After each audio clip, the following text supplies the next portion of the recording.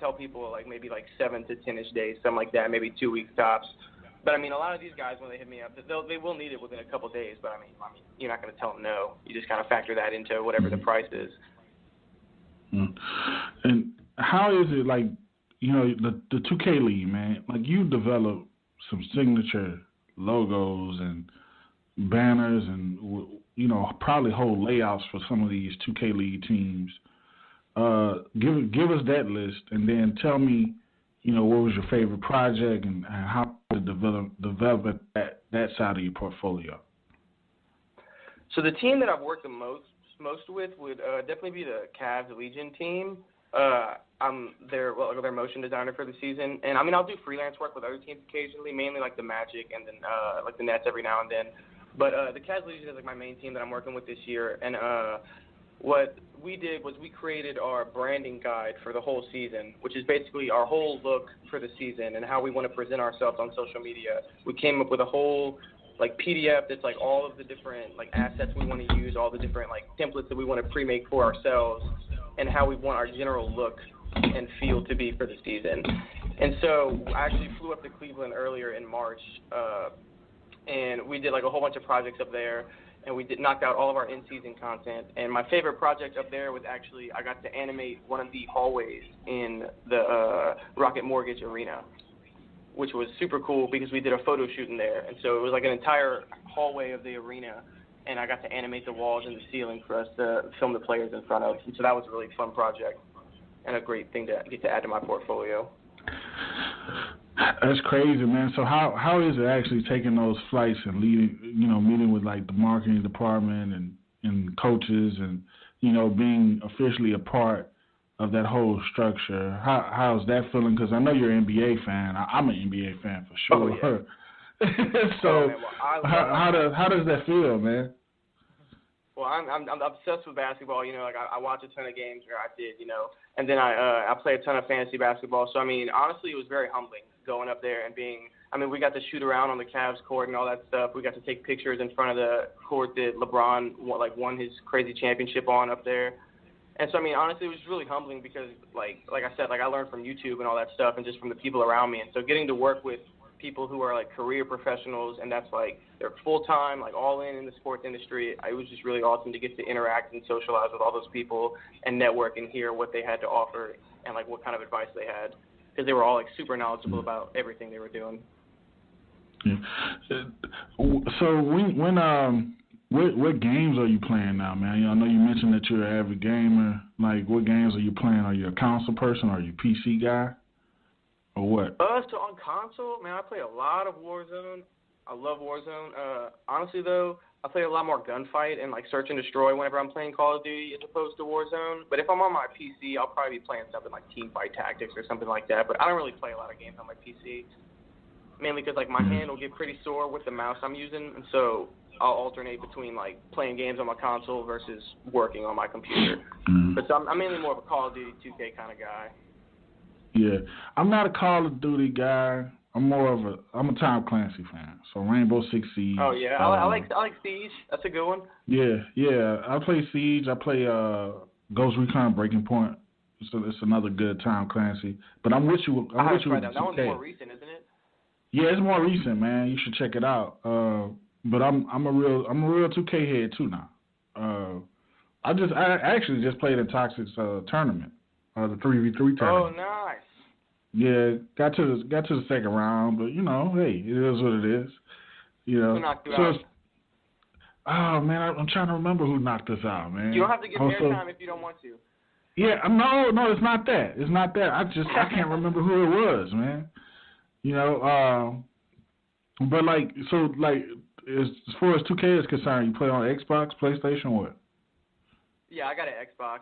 I don't know, man. Xbox. I'm making the switch though, because that new PlayStation looks awesome. But yeah, so far I'm Xbox.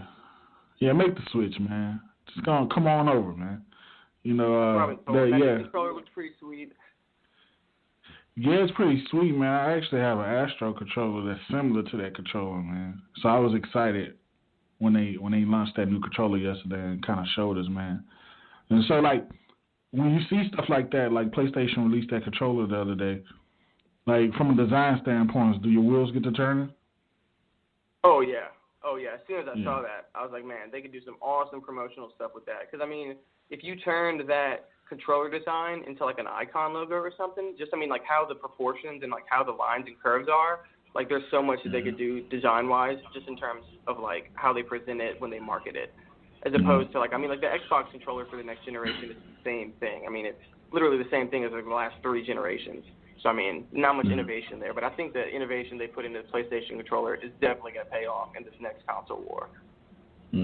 I think so too, man. I think they're ahead of the game, and I think it's going to get even bigger than here because I think they're hitting us with teasers. It's a build up, and from a design and marketing standpoint, I totally get what they're doing, and I hope they have a good run, man. So tell us as far as like, you know, I tell people all the time, Dylan, man, having a awesome photographer, and I'm quite sure when you went up to Cleveland they had an awesome photographer. How big is that for a designer to have good photos to work from? Honestly, I don't even know what to compare it to because it felt like I was John Lennon and I had all the Beatles with me. I mean, having the awesome videos. I mean, the videos that Pat took and the photos that PJ and Steven took, they were all the highest quality you can get. And they were all just completely raw video and footage, so we can edit them however we need. And to me, they're the best in the biz. Patrick is so good at what he does videography-wise, and just when it comes to knowing how to shoot stuff, I mean, all 3 of them just blew me away. And I mean, I don't know that much when it comes to like live, like capturing things live, like either it's photography or videography. I'm more of like a post-production kind of guy. And so what they would do is they would like give most of the footage and stuff, and then I would kind of manipulate from there with them. But I mean, yeah, having people that really knew what they were doing and how to actually capture the moments was awesome. It's something I've really never gotten to experience, and I can't wait to do something like that again. That media week was an awesome creative experience. Yeah, it's all laid out for you, man. When you walk into arenas like that, and you know everything is scheduled out. It's cookie cutter. It's cut to the pace. All you have to do now is get, like you said, get those raw documents and go to work, man. That's the best way to work when you're dealing with what we deal with on the day to day.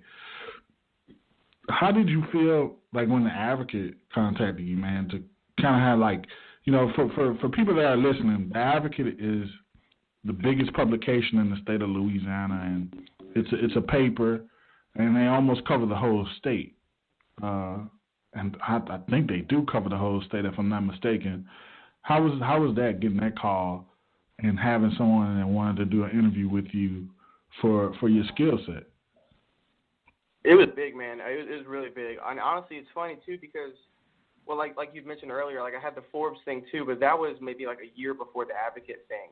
But having the Advocate contact me, it was like honestly like a little more exciting just because it was local. Like, you know, like I had gotten the Forbes thing through a deal. I had worked with this guy for a big logo bundle he had needed, and so he had done the write up as like part of like that exchange that we had.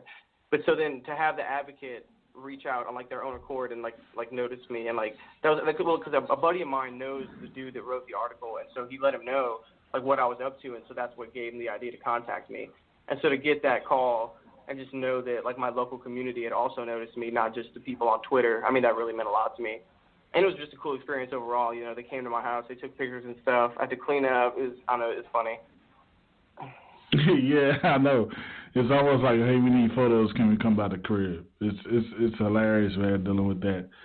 And so like the Forbes thing, what, you know, you said what led to it. But, you know, I know, you know, having that hometown connection to the Advocate meant a lot for you. But Forbes is huge too, man. Like, how did you feel once that dropped? Honestly, that was like one of the first big things that happened to me in like my design career. That was like one of the things that really kicked it off in terms of momentum. And honestly, it really blew me away, the support I got from that.